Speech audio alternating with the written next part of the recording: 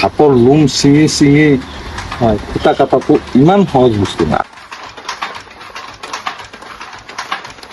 চোৱা, হেণ্ডলুম হ'ল totally luxurious product. হয় মেইনলি এইটো এটা টাফ চেলেঞ্জ। হয় তুমি মুগা পালনটো ইমান ইজি বস্তু নহয়।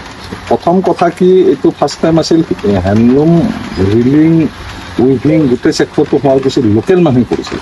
হয় তাৰপিছত অসমত যেতিয়া জ্বলন্ত পৰিৱেশ এটা আহিছিল, জ্বলন্ত পৰিৱেশত তেওঁলোকে আহি ইয়াত দেখিলে যে ইয়াত দেখোন কাম কৰিলে খাবও পায়, চলিবও পাৰি আৰু নিৰাপত্তাও পায়।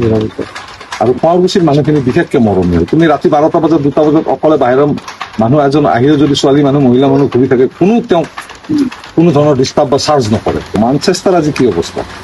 আছামৰ মানচেষ্টাৰ বুলি কয়, কিন্তু অৰিজিনেলি মানচেষ্টাৰ আজি হেণ্ডলুম প্ৰডাকশ্যন আছে কি নাই? নাই।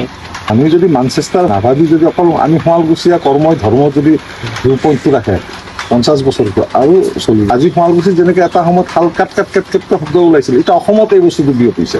কমাৰ্চিয়েল উইভিং প্ৰচেছটোত এতিয়া অসম বিয়পোৱা মূল মন্ত্ৰটো কিন্তু শুৱালকুছিৰ পৰা।